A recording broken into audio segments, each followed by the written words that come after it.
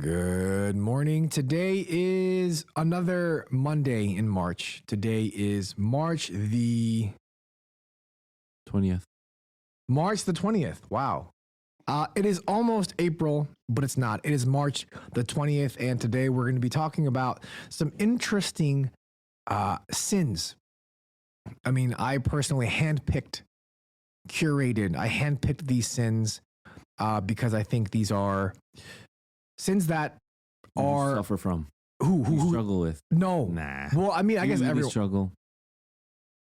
Yes. And also, I think it's a lot of people struggle with these sins, but also it's almost glorified in the world today. And so I wanted to talk about these two sins in particular and then kind of ask some questions and get your thoughts on all of these sins. So all of that more with Pastor Eugene and Junsuck this morning on the Dear Church podcast.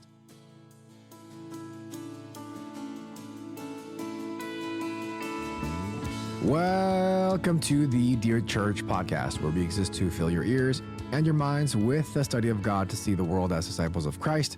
My name is Sam Yang. We have with us Pastor Eugene and Junsuck. Glad to be with you this morning. Yeah, I don't think anybody came to exhort you after So, the message. Yeah. what is quite interesting is a couple people texted me that day, but they just exhorted. Like they just said, I exhort you. And then I wanted to say, do you even know what that means? And then someone gave me a back pat. I don't think these are what you meant, but yeah. Is it all from your smaller group? No, my smaller group knows me better than that. Uh-huh. But yeah, it was very exhortful. But anyway, today we're going to be talking about the sin of sloth or laziness and the sins of the tongue. And again, I think, I talked about this in the brief intro, but the reason why I handpicked these two sins in particular is because these two sins are especially almost glorified in the world. So people go on vacation and they think they could just be lazy or slothful because you've deserved this, you've earned this. And even the weekend, people live for the weekend, right? And even with sins of the tongue, we think that being unfiltered is being genuine. And so every time a politician or an athlete goes on stage in the public's, view and curses or says something inappropriate, it's because they're just being who they are. And so these two sins are, in a sense, being glorified by the world. And I wanted to make sure that we are reminded of what the Bible says about the sin of sloth and the sins of the tongue. And so I wanted to start off with the sin of laziness this morning. So the Bible seems to make a huge point about being lazy. And I want to read a couple Proverbs for us. I want to read Proverbs 10:4. It reads, "A slack hand causes poverty, but the hand of the diligent makes rich." Proverbs 13 verse 4 reads, "The soul of the sluggard craves and gets nothing, while the soul of the diligent is richly supplied." Proverbs 18:9. "Whoever is slack in his work is a brother to him who destroys." And there's much more Proverbs like Proverbs 21, 24, 20, 19, 12, 6, 26. And so all of these Proverbs talk about laziness. But oftentimes I think when we read the Proverbs, it just looks like laziness or slothfulness is discouraged. Not necessarily a sin, but just discouraged. Whereas in the New Testament, we see in the parable of the sower in Matthew 25.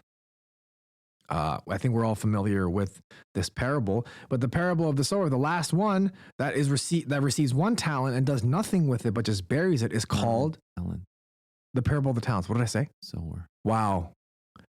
Remember, because where you reap where you do not sow, that's where I got sow from, because that's what the lazy guy says. Yep. Anyway, parable of the talents. I stand corrected. Parable of the talents. The last servant who is given one talent just buries it. And he's called a slothful, you wicked and slothful servant.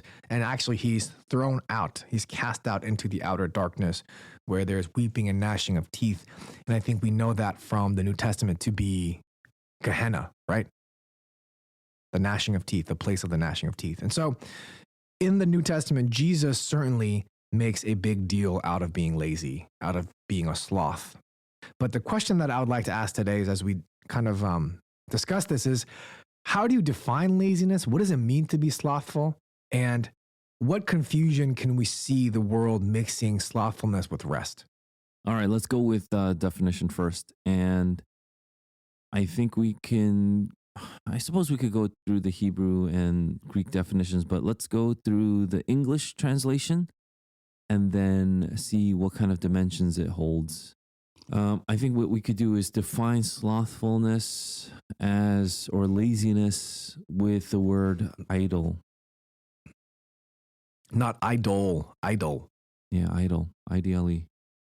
And from the word idle, I think we can come up with at least two ways to look at it. So let's go with the first way of looking at idle or laziness or slothfulness. And it is like what it is. Saying idle means to do nothing, means to sit on your butt. It means to not move. When you need to do something, you don't do it.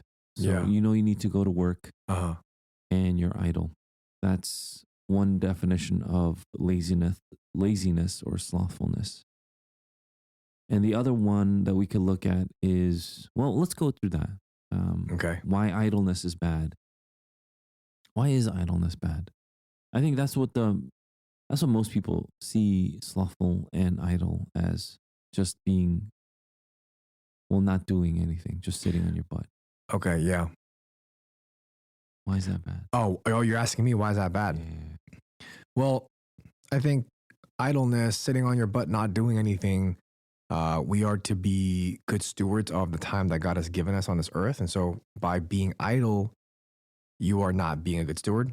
You're not using the resources that God has given you for his glory, but it's only rather actually for your comfort. I think that's why idleness could be bad.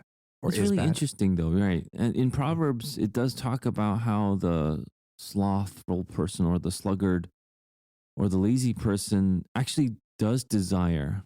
He wants to eat, he's hungry, but he's too lazy to bring the hand to the mouth. Yeah. Right? Mm-hmm. And so there is a desire there, which is, I think, something that you could reflect on. If you're lazy, you do have a desire to a degree. You know you have a need. You know you need to go to work. You just can't get yourself to do it, though. And the Bible calls that a sin. And the reason why I think you are thinking about this too is perhaps it's because that's something that our generation is suffering from. We want to work in the sense that we want the benefits of work, but we don't want to actually do the work. We want the fruit that comes from the tree, but we don't want to plant, until harvest, all that stuff. And so that's the definition of a sluggard. A sluggard is looking at, like it says in Proverbs, it's looking at the roof sinking in and doesn't do anything about it. It's like, oh man, the roof is coming down, isn't it? Yeah, that's a bad thing. I don't want the roof to come down because then I'll be exposed to the elements. It'll be a mess to clean up, and doesn't do anything. Yeah. So I think the desire to an effect is there. It's just the desire to do something about it is not there. So you want the fruit, you don't want to do the work. And in 2 Thessalonians 3 verse 10, it says that if you're not willing to work, don't eat. Yep. And so that's where we see both in the Old Testament and New Testament, just sitting there on your butt is a very sinful thing to do. It is, and when we say sin, we mean it goes against the will of God. This is something that displeases God. This is something that does not give him glory. And this is something that you will be punished for and incur God's wrath for. Yeah. And so slothfulness or laziness is actually a grievous sin in just when we look at it from this one dimension as well. I don't know. What are your thoughts on maybe why people are slothful? I think today there is a narrative in the world, and I mean, I brought this up briefly before, but I think people are slothful because people think that's a reward of some sort. I think that's why people want to retire, because they just want to sit around. and they just want to sit on the beach. That's why people want to go on vacation. So they work to retire, they work to go on vacation, they work for the weekend, because the narrative now is being lazy is a reward. You earn it.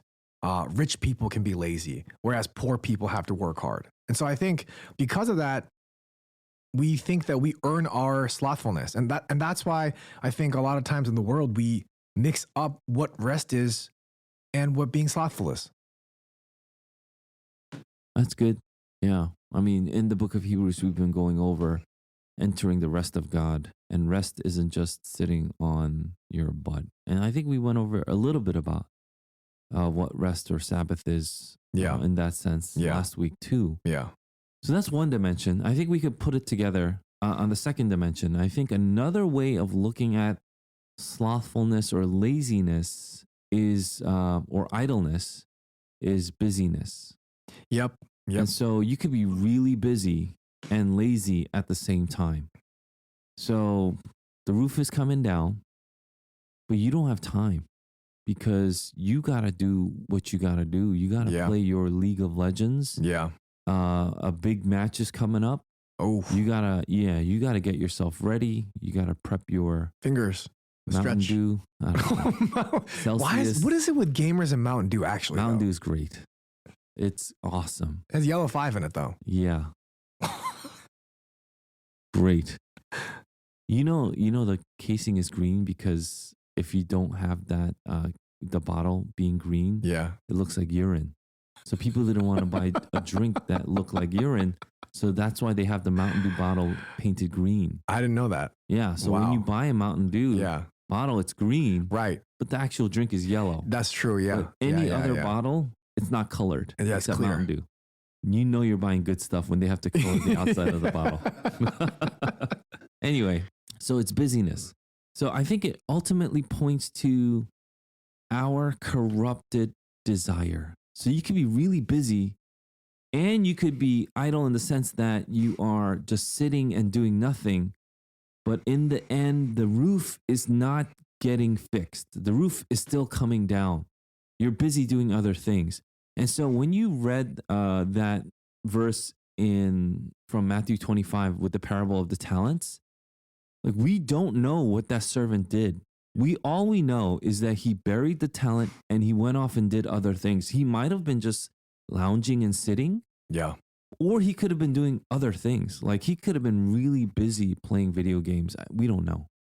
But that's the point. It doesn't matter because the desire is corrupted, meaning the point of your life or your, service or your goal or what you've been hired to do is to fix your roof. That's the priority. It's to take that talent that the master gave you and to double it or to increase it, earn interest on it, whatever the case is, to your capacity, to the capacity that you've been given. And if you don't do that, for whatever reason, it's your desire that's corrupted. And that's what I think it really boils down to. I think when you are lazy, I think ultimately your desire is corrupted. It's not strong enough. It's strong in other places. It's not pointed in the right direction. Like everything to do with the right desire is gone. And so when you feel like you're lazy, like, man, I really don't feel like going to work today, you have to ask yourself, where's your desire right now? And I think almost invariably it's pointed to the self. Meaning it's not pointed to others, and it's definitely not pointed to God. And so when your desires aren't pointed to God, meaning I need to do this for the will of God, then you don't want to do it. So it could be that you don't seem lazy to anybody else. It could be that you seem like a really hard worker, but in the end, you could still be guilty of the sin of sloth or laziness. And I think it's just pervasive in our culture, this sin, because when a sin increases, when it is rewarded instead of being punished, when it is encouraged instead of being discouraged, that sin takes on a greater spread, like the zombie apocalypse. More people are getting bit by this sin. And so more and more people are turning out to be zombies. So you're seeing more slothfulness because in overall, like, in the general population, laziness is just increasing. So obviously, you're also going to see more sloth as a result. But I would say that you are actually seeing more busyness, more idleness, meaning they're not moving, and in the end, this corrupted desire is, you know, the core. It's the reason behind it. So if I could just summarize your definition of what laziness is, um, which is the biblical one, it would be that it would be not doing what God has commanded you to do at this time in Yeah, this for season. whatever reason. Right. Because if you look at the servant in Matthew 25, he was scared of the master. Yeah. So it has nothing to do with um like you not being scared, meaning like, I don't believe in God, so I'll Yeah. be lazy. Yeah. You could actually, that could be one, but it could also be you're really scared of God, so I'm just not going to do anything. Like, well, it's just hopeless. What's the point of it all? That's also considered laziness. Like fatalistic kind of. The point is, you don't do what God wills. Gotcha. Okay. I think that's what it ultimately points to. When you don't have the desire to do what God's will is, that can be because of laziness, because of sloth. And I think, like you said, on the flip side of it, busyness is also glorified too, right? If your calendar is just jam packed with things to do every other minute, we think that that is a healthy or that is a productive, good life. Yeah, I mean, look at city life. You always have something. You're always going out with friends. There's always a dinner plan. There's always like you're meeting this, meeting that.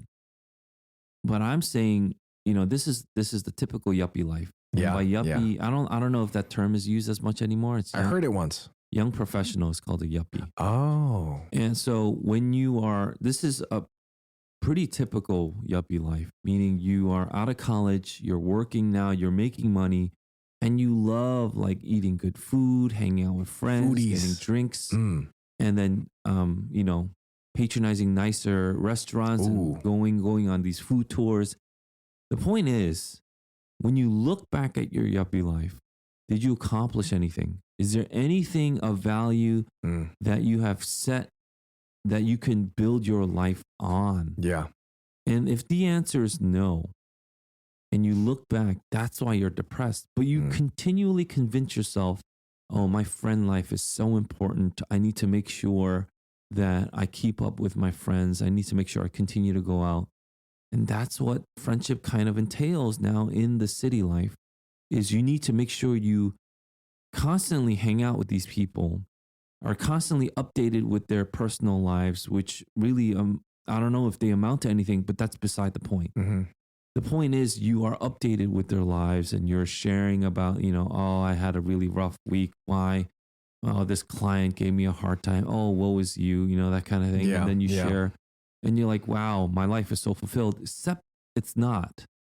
And that's why it's so sad to see so many people extend that yuppie life and that season to as long as they can because they think that's the life that they ought to live. And that's the life that is, envied, desired. But I'm saying that desire is also corrupted if it's not God's will. So can the yuppie life be God's will? And I think the answer for me is that's a rough one. It's rough for me to say that because, I grew up in New York City.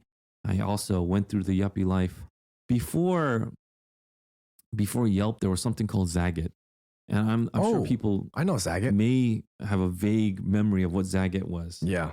Zagat was actual critics, like professional people who rated restaurants, not this Yelp thing where people are like trying to be influencers and saying this is good because of, and give their unprofessional opinion. Anyway, you went from 1 to 5 stars and you could actually go around the city, go into these very highly rated restaurants. Now there's like Michelin star rated restaurants that you can go to, or there's Iron Chef restaurants that you could go to. I remember going to Morimoto's restaurant, who is an Iron Chef. By Isn't the that a meat cell phone market. company? That's Motorola. Wow. That's crazy. Yeah. I hope we keep that one in. Anyway, so what have I got to show for that? That's the point. Has it built character? Has it brought me to a place of holiness? Does it really lead you to lasting and edifying relationships and fellowship with those in the church? Those that you mean to bring to Christ? And to what degree? Is it worth all that time and effort? So you could be putting like all your effort, meaning post work, that's all you do. Is it worth it? It's hard, and I find myself hard pressed to say that this is beneficial to a good degree, enough so that you can devote your life to it. Now I am not really, I don't think I was envious of the city life ever since my mid-20s, perhaps. But, there are still people who want to now in the newer generation that want to stay in that life as long as possible instead of saving, instead of looking forward to a family, instead of thinking like, oh, I'm going to get married, have kids, I should put to a house, I should do all these things. Those aren't the concerns that people have. The concerns that people have is, can I continue to garner influence? Can I continue to live out this high life, this life that is envious on social media platforms, perhaps, and make sure that there's a nice little narration in the video with music in the background. And I'll be honest with you, there are a lot of people that want to do this, and when they see this video, it's like, oh, I really want to eat that food. But as someone who has eaten food and eaten a lot of good food, can I just tell you from experience, it's not that great. I think so too. It's not that great. Yeah. Like I remember like even a few years ago, there was this whole trend about pasta, and they bring a wheel of cheese and then they knife down the wheel of cheese into your pasta. I went to that. And then they're like, not just one restaurant, ton of restaurants were doing it. People are like, oh, I really want that pasta. Yeah. Let me tell you, it's mid. Yeah. Honestly, it's mid. No, but yeah, then it's true. because of the trend, people loved it. Yeah. People would pay an arm and a leg for this kind of pasta. You could have done so much more with that. But yeah, it's for the experience. I want to do it at least once. And yeah, and then you keep on. That's the hook. Yeah. I want to do it at least once. So that's what you keep on doing. You're always going to these newer restaurants, these newer experiences, these things that you see on TikTok and other social media because you want to experience it once. Yeah. But it doesn't add to your life, meaning it doesn't add anything foundational that will build your character. It just gives you a hit. How is that any different from taking like drugs? I mean, I'm really asking because I would like maybe somebody to push back on that. Maybe you could do that as a host. Well, no, I was just kind of wondering, and a lot of our listeners grew up in the church. And I think they were yuppies, but their main community of friends was at church. And so what if someone were to say, well, yeah, I did live that life in the sense of, we would go out into the city and do food tours and eat and be foodies and all that kind of stuff.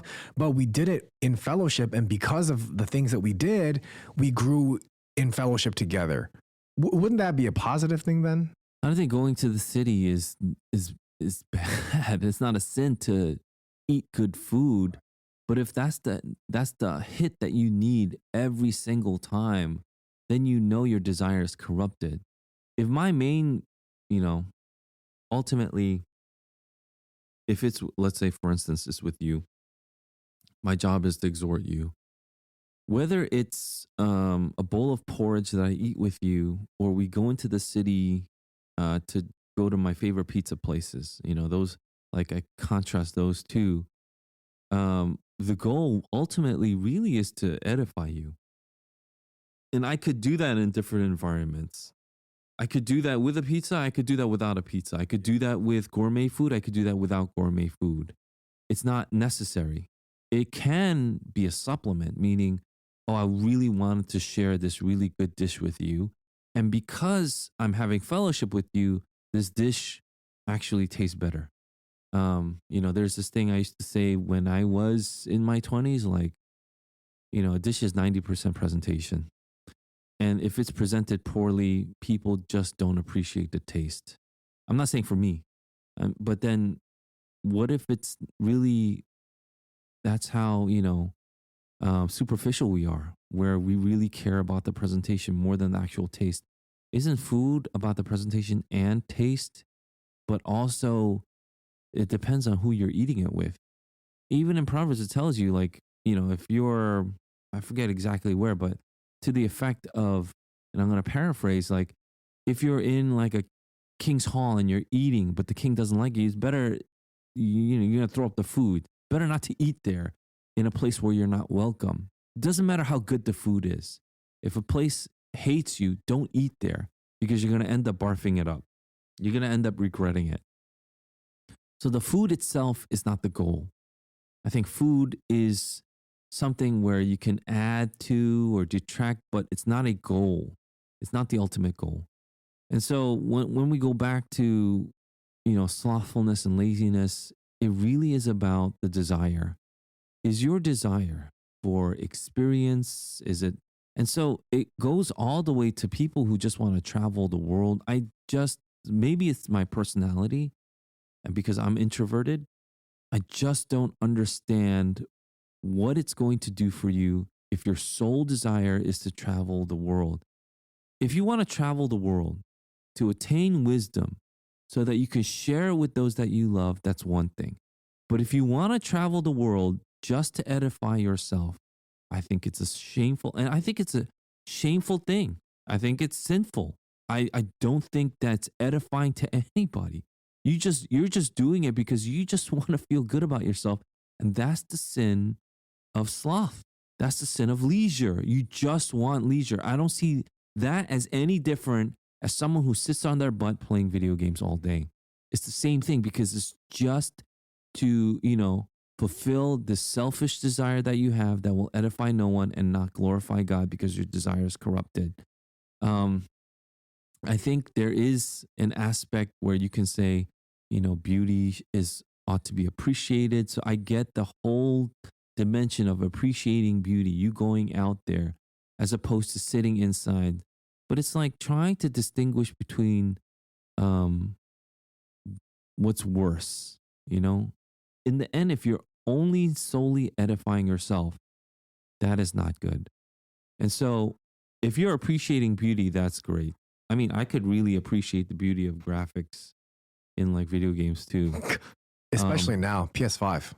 Like I remember, so, I am of the older generation, but I remember when a game called Final Fantasy VII came out and we were blown away by the graphics. We're like, wow, this is another level. Yeah. And I think that's always going to be the case where we continue to evolve and develop art, technology, and all those things are kind of correlated. Art and technology are correlated. And so the way we, build buildings, the way we paint pictures, the way we present ourselves online, our portraits, all those things are affected by how we see the world.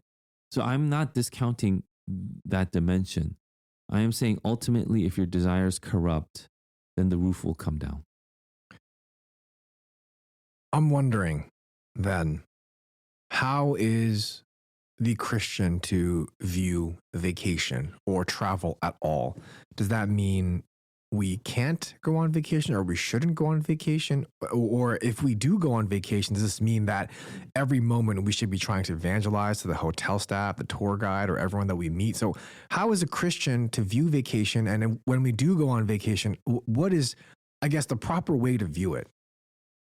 I feel it odd that, again, you bring up this idea that we have to evangelize every moment that we have on the outside world. Otherwise, we are somehow in deficit of God's will. Yeah. Now, I think the more I think about it, the more I think we have been bamboozled into this legalistic way of doing God's will. And so I do not think, and so some people, even give the criticisms like, well, if you're not being a witness to the world, what are you doing? Yeah. Us worshiping God is a witness to the world. Us gathering on Sunday, worshiping God with the saints is a witness to the world. You being a witness to the world isn't being a witness to the world. Meaning you don't go out there to be a witness when you're not worshiping. You know, when God saved people from Egypt, so he saved people from their oppression. That's not the only thing he says. He says, let my people go. And that's not the end of the line, right? Mhm. What's the end of the line? That they may worship. It's so that we can worship God. Yeah. That's the ultimate goal.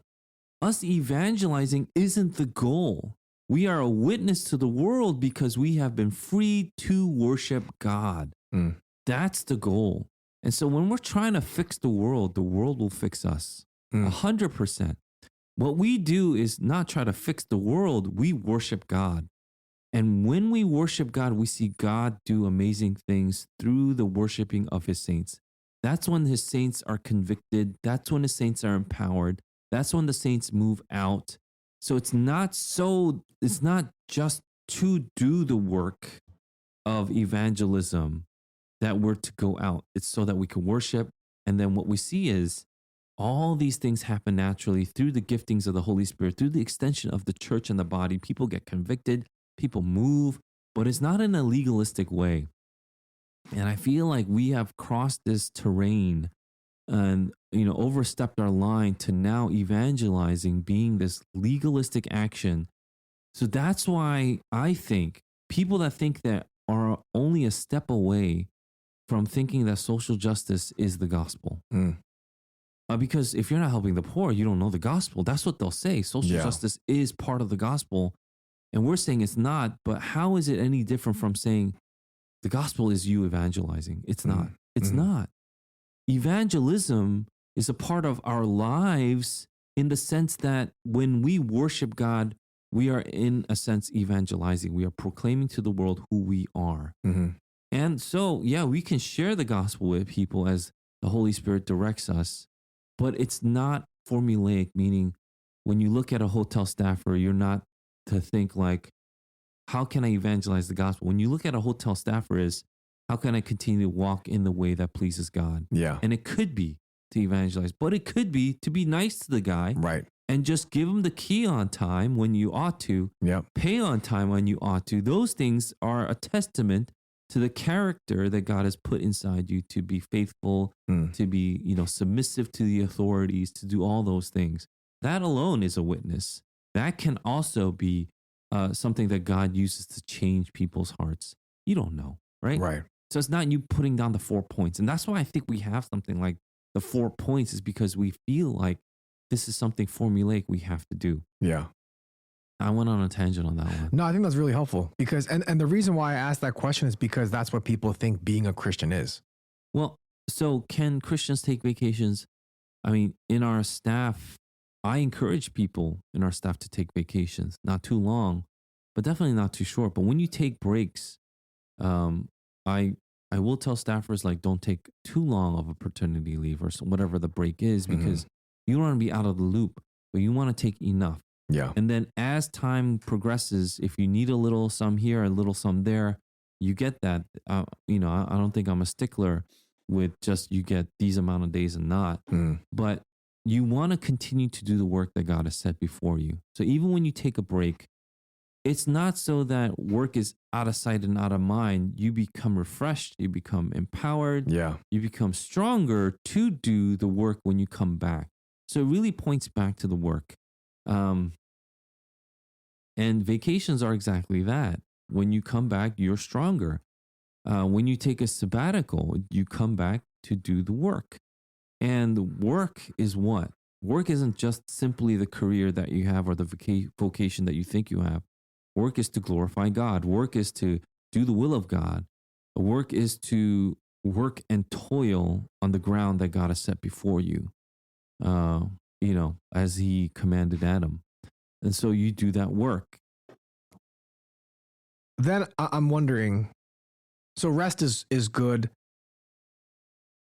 How are we supposed to view how we rest? And what I mean by that is lounging. Oftentimes the world will view lounging, or the world will view sleeping more than what is recommended to be laziness. But oftentimes these things are needed to physically recover, right? And so, how are we supposed to view lounging? Is it always bad? Is it a bad thing? Because the world will call it lazy, but is this something that the Bible would call lazy? Especially knowing that in the Proverbs, it talks about the folding of the hands and talking about calamity coming upon you. And so, how are we supposed to view sleeping, even and lounging? Yeah, let's go back to the word desire. And what do you ultimately desire? I think that's the point. And the pinnacle of our desire is to reflect, appreciate, worship God in reverence and adoration for his beauty, for his majesty, for his faithfulness, all his characteristics. And so, even when I, let's say, enjoy a TV show with my wife for an hour before we go to bed, or whatever the case is, right? What we are doing is, in a sense, in a dimension, in some way, we are enjoying what God has given us. And that's the nice kind of rest. Now, when we are not doing that is the abuse part. So when we abuse something, meaning there was this great bit by a TV show that was on for a while called Portlandia. Oh yeah, And in that little skit, this couple watched an episode of Battlestar Galactica. And after they watched one, they were supposed to go to some kind of baby shower. I forget exactly what it was. Like, okay, well, after one episode, we're going to go. I say, I heard it was really good. Let's watch it. And after they watch it, they're like, all right, that was so good. We got to watch the next one. Yeah, we got to watch the next one. Let's queue up the next one. And like, yeah, I'll just call her, baby. The baby's going to be born anyway. We'll just send them a gift. yeah, And then they watch the next one. And then like after the next one, they're like, oh, we should go to bed. It's like, yeah, let's get on our PJs and brush our teeth, but let's watch the next one. yeah. But then eventually the skit goes to where multiple days have passed and now their electricity is being turned off because they're not paying the bills and they've been fired from their jobs. But they don't care. They just want to watch the next episode. Mm. And so it is pointing, it's just poking fun at our addictive personalities to just want to be pleasured and entertained to no end. To what end? To just a selfish end. And even if I do get refreshed, it's just to reflect in thanksgiving, like, wow, I get this refreshment. I get this great, encouragement and rest. Now that I'm refreshed, I can do the work. And I think that kind of, abuse is just one street that you cross. It's that close. So how do you make sure that you don't cross that street into the place of abuse? It could be like drugs. It could be alcohol, which is a drug. It could be, entertainment, TV, social media. How do you know you're not crossing that bridge? I think it's you continually reflect on God and God's beauty. When you continually reflect on God's beauty, it brings you back. It brings you back and hones you to what you need to do in this life. It brings you back to a place that is of understanding that is greater than just yourself. And I know this is kind of philosophical. Maybe it's like kind of up in the air, but honestly, it is reflected or it is played out in the little things that you do. If you're watching like 5 episodes a night, that's too much. Why? Because you had other responsibilities. How can you waste 4 or 5 hours on watching TV when, you should have been doing something else, right? Or 10 hours. I don't know what it is. Right. But now there's even something like called binging.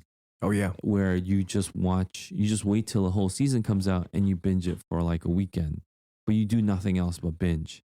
But that's almost glorified, like you said. Mm. I would think that the weekends should be saved for something else. Other things that would be edifying. I don't think binging is necessarily a good thing. And so those are things that we would put against the standard that is, are we reflecting on God's beauty? Yeah. And if in your heart, in your conscience, that it's not, then don't do it. If you can really say with a good conscience, yeah, I can spend Saturday and Sunday watching a season of, I don't know, 24, whatever it is. Ooh, Jack Bauer. Yeah. And then I'm good. I just want to binge it and then I just want to get it over with. In your conscience, you can honestly say that and you're not edifying the saints. You can't exhort then perhaps even your conscience is seared. I mean, honestly, Yeah. like that's something that we always got to check with. And the beautiful thing about all the things that I am saying is that we have a community of saints that gather that are constantly pushing like one another toward sanctification, toward God, toward holiness. Mm. And so that's why you have a smaller group. You can test it out. Hey guys, you think it's okay if I just spend a week and take a vacation and just watch 24 all whatever seasons that are Jack out there? Bauer. Or whatever the show is. Honestly, is that going to be edifying? I'm pretty sure your brothers and sisters in Christ would say other things like, actually, maybe you shouldn't do that. Maybe you should do other things. And they'll encourage you to, Yeah. I don't know, exercise, hit the gym, do some more devotionals, daily readings. Yeah. Come together for an extra night of service or, fellowship with the other brothers and sisters. They'll probably encourage you to do that. I hope they do. Would it be then accurate, I guess, to summarize then that we, contrary to what the world says, because the world says we work to rest, Christians, we rest to work, which is one of the purposes that we have in this life that's given to us in God's will. And we rest to work, looking forward to the rest that will come in heaven. Would that be an accurate way of looking at it? We can look forward to the ultimate rest we see in heaven, which is to enjoy God forever in the fullness that He has desired for us. But that work is also, in the work we do, we also enjoy God because this is something that He set for us. So ultimately, when people go, when I enter into His rest, what we are saying is we are entering into His presence. We are entering into where God is leading us. Yeah. Like Psalm 23. He leads me besides quiet waters, green pastures, right? Yeah. Those things mean that we still eat. I mean, that's kind of like working. So when we say work, we're not talking about we toil for no end. Yeah. We're saying we're seeing the fruit of our toil. We're saying that God is going to continue to lead us. And that's a place where I trust is not going to be a place of suffering, but rather just pure rest, meaning I get the fruit that I put in, which would have been pre-fall. Remember how in the fall, He's going to sweat by His brow just to get some fruit up. Yep. That means you're going to have failed crops and stuff. Thistles and thorns. But before, I guess He didn't have that because there was no punishment before. Yeah. If He didn't have that, He still did the tilling. Yeah. He still worked the ground. Right. But He saw fruit from it without the curse. So I would think that rest is indicative of just, pre-fall. Going into the presence of God, communion with God, all these things that we talk about constantly. I just want to add to the flip side of it, though. If you continue on with laziness and you refuse to believe what I said, I think that's stupid. I think whatever you said is dumb. I'm just going to watch whatever I want to watch. I'm going to binge. I'm going to be a yuppie. I think that's just dumb, right? Yeah. Okay. Let's say you do that. How do you know you're not in this area of laziness and sloth? I think the more lazy you are, the more you will fold your hands. The more you will sleep. The more there will be a closing of the eyes. I think it also isn't just physical. So the closing of the eyes isn't just a physical closing of the eyes. I think it's a spiritual closing of the eyes. And I think that's what we need to be alerted to. So the spiritual closing of the eyes is you see less and less of God's beauty. You see less and less of God's faithfulness. You see less and less of God's character in your life. And so you appreciate less because you see less. You fall away from God. And so in the end, the rest that you take, the vacations that you have, the whatever, me time that you take doesn't actually put you closer to God. It leads you away from God. That's how you know sloth has taken over. Yeah. Your rest is not putting you closer to God. It's taking you away from God. That's not a good rest. And that's a warning that we should have a little more folding of the hands. That's a really steep warning. Folding of the eyes, spiritual eyes, am I right? Folding of the eyes. Yeah. I feel like I need to be more reactive. Like that's like a ooh kill him moment. Put him in a coffin, as they say. Thank you for that, Pastor Eugene. I think that was really helpful. And I think the reason why again I brought this up is because it's so prevalent. A lot of people glorify laziness. It's so prevalent in our world today, and I thought this would be a good conversation for us to have as Christians to see how we are to view not only what the world calls as lazy, but also busyness, that we are to fulfill and obey God's commandments. So the Westminster Larger Catechism seems to connect the eighth commandment, thou shalt not steal, with laziness. How are those two connected? Oh, yeah. You can see how people are lazy, slothful, but they still need to eat. So instead of working, they'll rob. They'll take the easy way out. I think robbing, if you're stronger, is very easy. It's not weaker people that steal. What about the quicker people? It's still stronger. You know what I mean? Yeah, that's true. And so, man, that is the easy way out instead of working like you should and then saving and toiling, gathering, tilling. You just swipe something away from someone just because you happen to be physically stronger. I think that's a grave evil. And breaking that commandment is punishable in the secular world as well as the spiritual world. So then, follow-up question. Is it wrong to collect unemployment? No. You pay into the system where it has some fallback for people. Mm-hmm. It's put into the system where you have some fallback Mm-hmm. for those that may be out of a job for a while, so that you can still make payments, you can still eat food. It's a great catch for those that might have otherwise fallen through the cracks and ended up on the streets. Yeah. Now you can also abuse it. It doesn't mean that it's not abused. Mm-hmm. So abusing it is also a sin. It means if you could get a job and you decide not to, so that you could collect unemployment, that might be a form of abuse that you should watch out for. Or if you are working and you just get paid under the table and still get unemployment, that might be another sin that you need to watch out for. So don't get tempted by that stuff. Yeah. It's a catch. It's just like a little safety net so you don't fall through and then, break your neck by hitting the ground.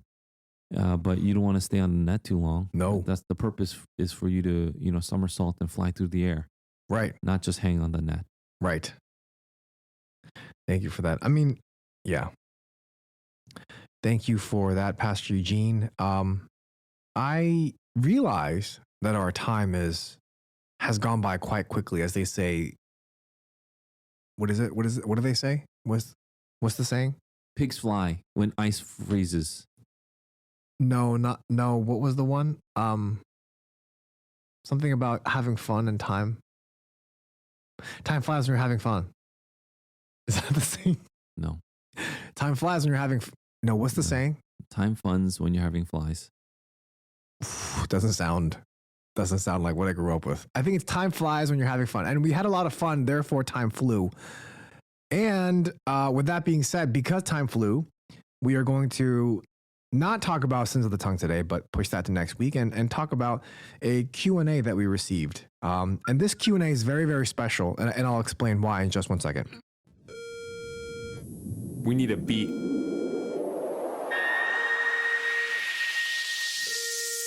What you got in the bag? What you got in the bag? What you got in the bag? Today's Q&A is brought to us by our youngest listener. Did you know that? The question is, I have a friend who's a pretty devout Christian. However, her parents are divorced and only her mom is a Christian. Her dad has custody of her on the weekends and her mom has custody during the weekdays. Therefore, she can't attend church, even after constantly asking her dad. Does this still count as breaking the Sabbath? If so, how should she handle it? Yes. So how do you do that? Because I know that we reviewed honoring your parents, honoring your father and your mother. And that means listening to them as long as it is within the bounds of what God has commanded. So if your parents command you to sin, you are not to obey your parents, but you're to obey God. But again, this person is in a situation where they are in their dad's house and the dad will not take her to church. Yeah, I did youth ministry for, I don't know, maybe 10 years or so.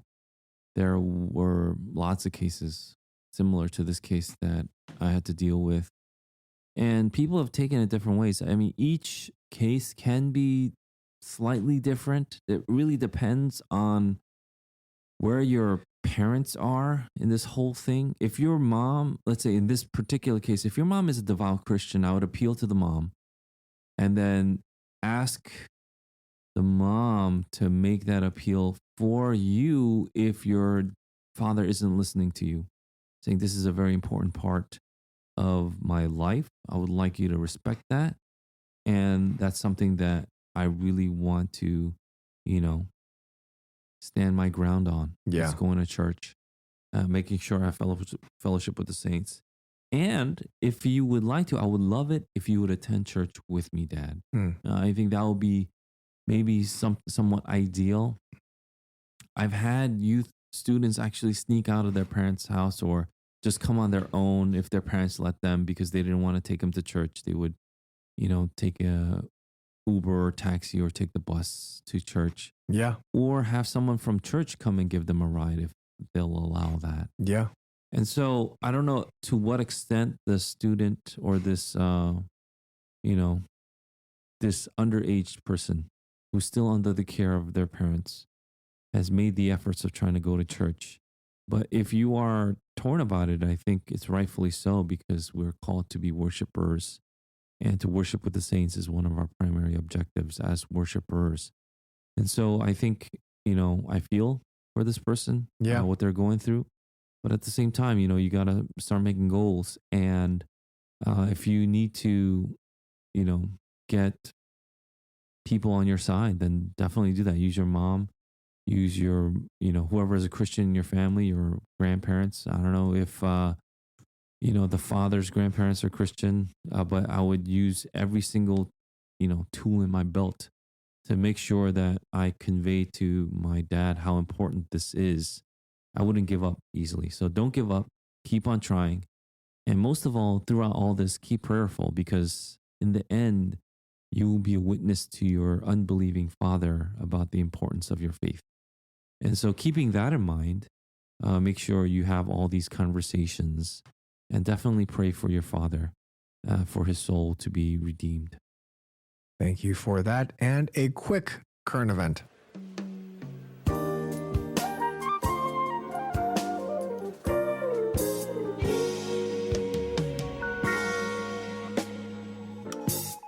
On Friday, March 10th, 2023, Silicon Valley Bank in Santa Clara, California, was closed by the California Department of Financial Protection and Innovation. I know a lot of people know what happened and the implications of it, but for those of us that may not be familiar, or for those of us that might think that this is just kind of disconnected from our faith, why is this significant? Why is this significant? How does a Christian view something like this where, this is the finance world, right? And especially if we don't have any money in that bank, do we care? Is this important? Does this matter to us? Oh, yeah. This is a big deal. Banks getting wiped out are a big deal. Banks closing and, declaring bankruptcy or whatever it is. It's a huge deal because people put their life savings in banks.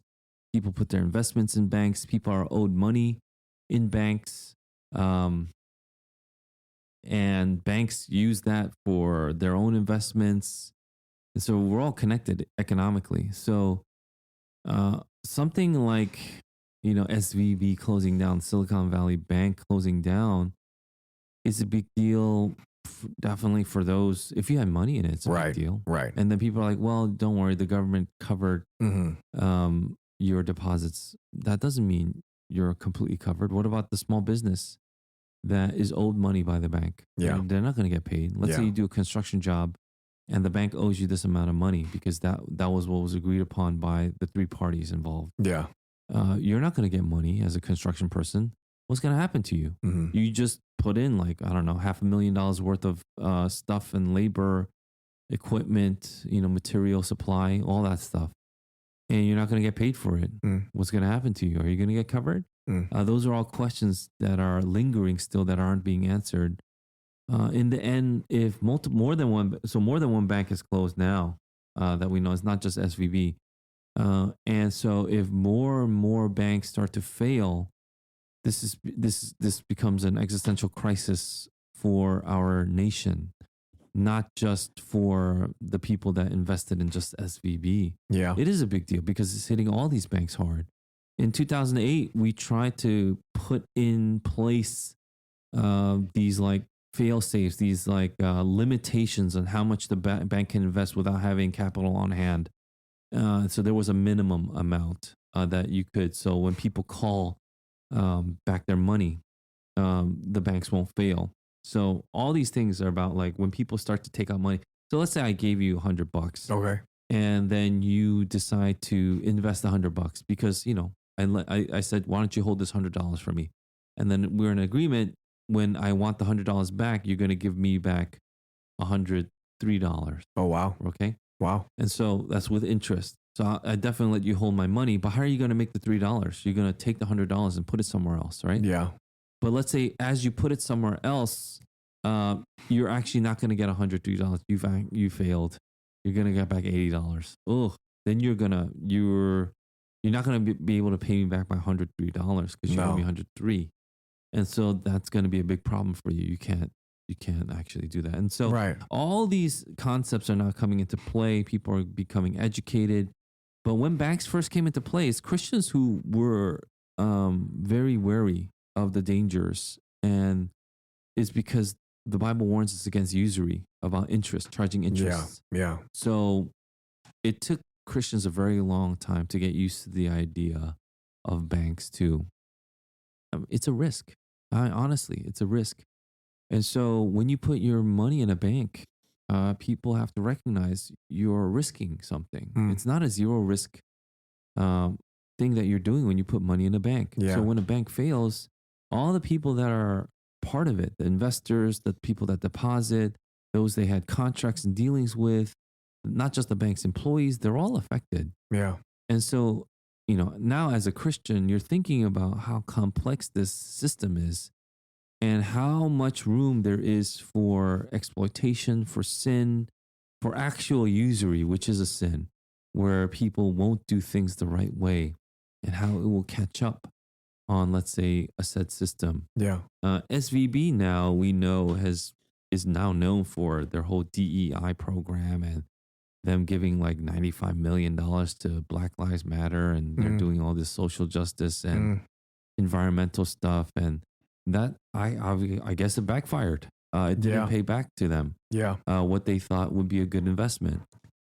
And that's the thing. Like when you invest money in a bank, banks are not neutral entities. They have their agendas. You have to know what their agendas are. And if you don't sign with those agendas, don't put your money in that bank just because you get a return for whatever amount. Yeah. Some banks will offer a very high return. Just know that those banks that are giving you those high returns are probably very high risk. And banks that are low risk will probably give you a low return because they're low risk. In the end, everything is risk. There is a chance that even that our economy might fail. And then it's not just 10 million people that are in an existential crisis. It's 100 million plus people that will be in this crisis of, I don't know how to pay my next bill. I don't know how to put food on the table. Yeah. So it is a big deal to keep watch, and it should alert you to make sure you know where you put your money. Just don't willy-nilly put it in don't be so naive to think that interest rates are everything. There is always a risk. Even people who that's the whole thing about SVB. They put money in the banks, in the Fed, thinking they'll get a return. And then when the Feds raise interest rates, what happens is their bonds are actually affected, and their older bonds won't be given that higher return. Yeah. And so they're actually going to lose money. And so when people call back their own money, they don't have the money to call back because they're not getting the return they thought they'd get. And it's a whole mess. So when you understand that system, just know that, it is a risk. When you put money somewhere, you're investing. And so, just holding, I guess people who deposited their money, they're okay. But that's not what banks do solely, right? Thank you for that. I think, this is something that has been just kind of on our news reel, but I think a lot of people who may not be aware of what's going on or even, how this whole system works, I thought it might be a good story for us to cover There's so this much morning. to it. Yeah, there's so much to it, even with the understanding of, let's say the government decides to cover, um, and because those people that have been insured, um, can get covered. So if you deposited $100,000 into this bank, you'll get the $100,000 back. Again, the federal government doesn't have money. It doesn't work. It doesn't toil. It doesn't do anything. Where are they going to get the $100 to pay $100,000 to pay you back? From the taxpayer. So then in the end, the taxpayer is still paying off people. So it's not free. There's no like, oh, we're just going to conjure up this money. And even if they print the money, who's going to be paying that? It's going to go into inflation. Everybody's going to be paying that. You can't just print money and expect everything to be, dandy. Yeah. That's not the case. So I don't know. I mean, in this world today, our political system, our leaders, I don't think they understand anything about money. They just continue to print and raise taxes and continue to make more programs saying this is going to help people. And the question is never asked, at what cost? Mm. And that needs to be asked, because then you set priorities. You can't just be like, this is life and death that people get their marijuana. It's like, what does that even mean? That's so stupid. Yeah. No, it's not. And you have to be able to distinguish and discern who gets what from the federal payout. Because now we're finding out that there are billions, maybe hundreds of billions of dollars that were taken in fraud from the COVID payouts. Like, that's crazy. Who's paying these hundreds of billions of dollars that was now, classified as fraud? It's us. It's Yeah. the taxpayer. So that's more money gone that could have been used for other things. That could have been used for, I don't know, fixing the railways so our trains don't crash. I don't know, whatever it is. But that money's not there anymore.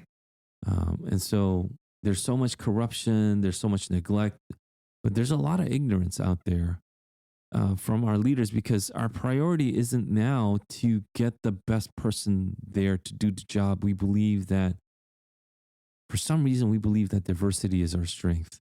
That is the stupidest statement ever. Diversity isn't anything. Diversity is just diversity. You mean diversity of talents is our strength? What do you mean? Diversity of skin color is not anything. So when they say diversity is our strength, what they're saying is diversity of our skin color is our strength. Absolutely not. That means nothing. Competency is strength.